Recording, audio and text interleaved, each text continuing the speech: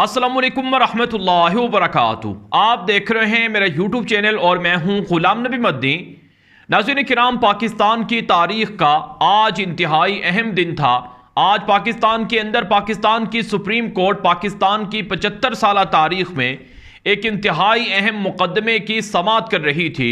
पाकिस्तान की 22 करोड़ आवाम की नज़रें पाकिस्तान की सुप्रीम कोर्ट पर लगी थीं और पाकिस्तान का मुस्तकबिल भी पाकिस्तान की सुप्रीम कोर्ट के इस फैसले से जुड़ा था, जो फैसला जिस मुकदमे के बाद पाकिस्तान की सुप्रीम कोर्ट ने सुनाना था।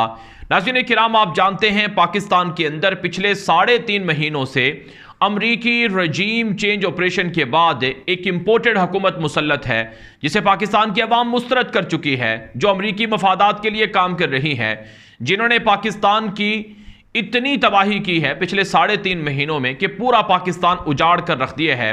इस वक्त जो मेरे पास है, मैं बात तो आपके सामने इस मुकदमे के हवाले से करने लगा हूं, लेकिन मैं आपको बताना चाहता हूं कि उजाड़ा कितना है इस हुकूमत ने। आपको अंदाजा होगा, इस वक्त जो अभी कुछ देर कबल एक रिपोर्ट सामने आई है कि पाकिस्तान के अंदर गाड़ियां बनाने वाली सबसे बड़ी कंपनी टोयोटा ने इनकार कर दिया है कि हम पाकिस्तान के अंदर मजीद गाड़ियों की तैयारियां नहीं कर सकते हैं और पाकिस्तान के अंदर गाड़ियों को फौरी तौर पर जिन लोगों ने बुकिंग की थी टोयोटा के जरिए से और उनको जो टाइम दिया गया था, टोयोटा कंपनी ने इनकार कर दिया है कि हम अपनी गाड़ियां टाइम पर ना तो डिलीवर कर सकते हैं, और जिन लोगों ने पेमेंट जमा करवाई हुई है या तो वो अपने पैसे वापस ले लें या फिर उनको जो अमाउंट के अंदर, जो रेट के अंदर डिफरेंस आएगा वो पे करना पड़ेगा।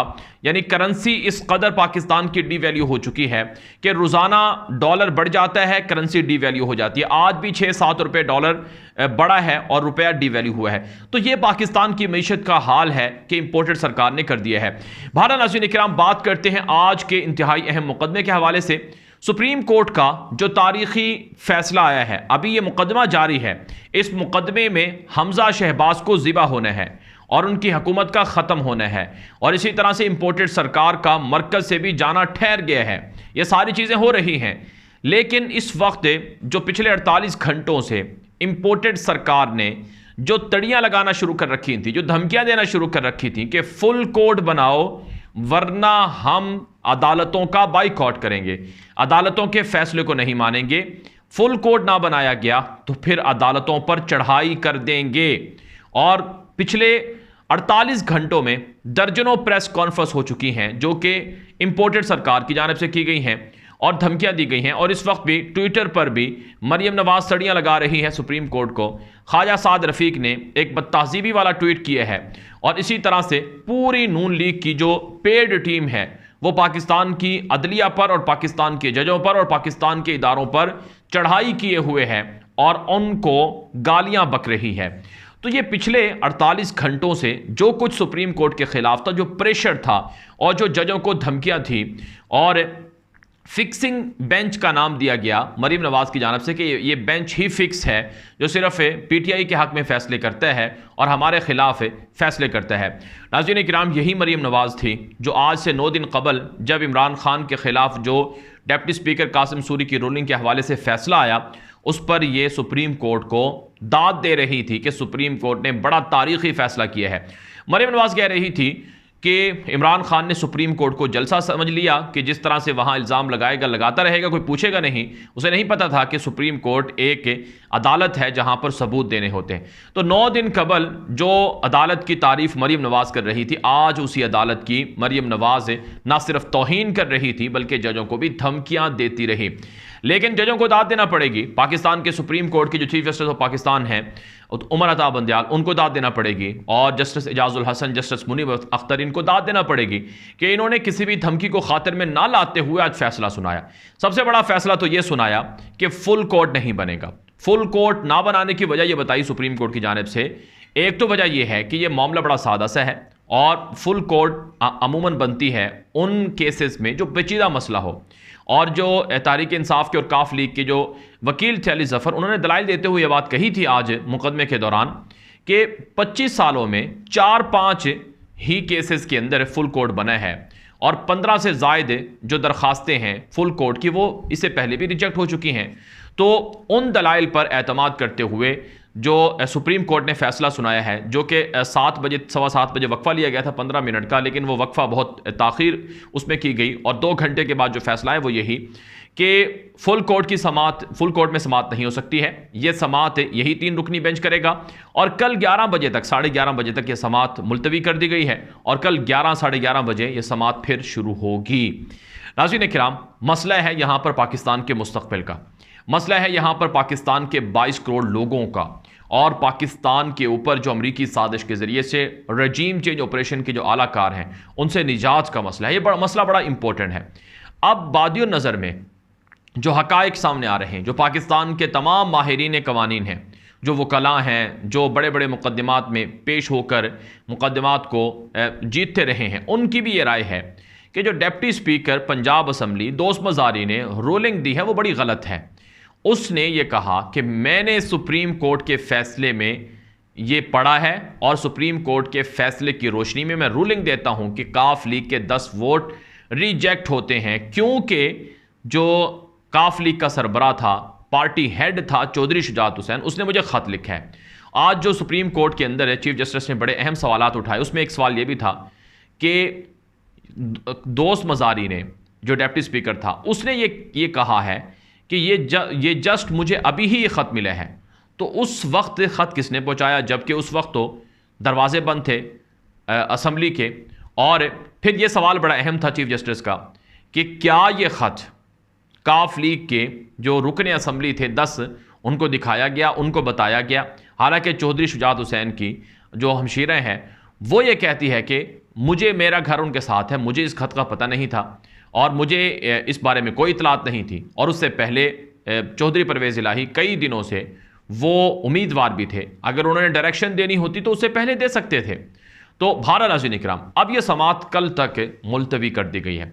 अब कल जो फैसला आएगा, आज भी कहा जाता है कि तकरीबन 26 बार सुप्रीम कोर्ट यह सवाल पूछ चुकी है कि डिप्टी स्पीकर दोस्त मज़ारी ने कौन सी लाइन, कौन से लफ्ज़, कौन से पैराग्राफ पर एतमाद किया है, जो हमारे फैसले में जो चीज़ लिखी हुई थी कि जिसकी रोशनी में उसने फैसला दिया कि सुप्रीम कोर्ट ने यह कहा है कि पार्टी हेड की डायरेक्शन मानी जाएंगी, पार्लिमानी पार्टी का जो सरबराह होगा या पार्लिमानी पार्टी का जो लीडर होगा, पार्लिमानी लीडर होगा, उसकी बात नहीं मानी जाएगी। यह हमने कहाँ लिखा है? सुप्रीम कोर्ट 26 मरतबा सवाल कर चुकी है। इसका जवाब हुकूमती वकला नहीं दे सके हैं। हमजा शहबाज का वकील नहीं दे सका, बल्कि दोस्त मज़ारी का वकील इरफान कादर तो बदतमीज़ी से पेश आता रहा। बहरहाल उन्होंने वक्त मांगा तो सुप्रीम कोर्ट ने उन्हें मज़ीद वक्त दे दिया है। और नाज़रीन किराम, जो इम्पोर्टेड सरकार है वो धमकियां भी दे रही है और अभी भी कुछ देर कबल खबर सामने आई है कि उन्होंने मुशावरतें जारी रखी हुई हैं कि अब हमने सुप्रीम कोर्ट से कैसे लड़ना है। तो याद रखें नाज़रीन किराम, रियासत होती है, रियासत अपनी रिट को मनवाना जानती है। ये सुप्रीम कोर्ट पर 1997 में तो हमलावर हुए थे, लेकिन अब ये हमलावर नहीं हो सकते हैं। अब इनको लग पता जाएगा और अब रियासत अपनी रिट मनवाएगी। दूसरी तरफ गुमनाम हीरोज़ जो पाकिस्तान के मुहाफिज हैं, जो इदारे काम कर रहे हैं, याद रखें नाज़रीन किराम, बुराई कभी भी ताकतवर नहीं हो सकती है। हमेशा अच्छाई गालिब रहती है, हक गालिब रहता है और जो अच्छाई होती है वही गालिब रहती है। बाज़ इदारों में, बाज़ शोबों में और बाज़ जो जगह हैं वहाँ पर बुराई ज़रूर आ जाती है, बुराई इन हो सकती है, लेकिन वो बुराई गालिब नहीं आ सकती। तो पाकिस्तान के इदारों के अंदर अच्छाई गालिब है और यही अच्छाई काम कर रही है और यही अच्छाई के हामिल पाकिस्तान के गुमनाम हीरोज़ हैं जो काम कर रहे हैं, जो अपना काम कर चुके हैं, जो उन्होंने अपना फ़ैसला सुना दिया है कि इस मुल्क की बका और दिफा और हिफाजत के लिए पाकिस्तान की आवाम के मैंडेट का एहतराम बहुत ज़रूरी है। और पाकिस्तान की आवाम ने मैंडेट दिया है इमरान खान को, लिहाजा इमरान खान की वापसी अब ज़रूरी है और वही है जो पाकिस्तान को इस मुश्किल से निकाल सकते हैं। क्योंकि आप जानते हैं चाइना, रशिया, सऊदी अरब, यूएई और दुनिया के बड़े बड़े ममालिक इमरान खान पर ट्रस्ट करते हैं, यकीन करते हैं और उन्होंने इमरान खान को कई महीनों तक उधार तेल भी दिया और पाकिस्तान के स्टेट बैंक में अपने डॉलर भी डिपॉजिट करवाए। तो ये बड़ी बात होती है। तो इस वजह से गुमनाम हीरोज़ ने फैसला सुना दिया है, उनकी मीटिंग्स और मुलाकातें भी हो रही हैं।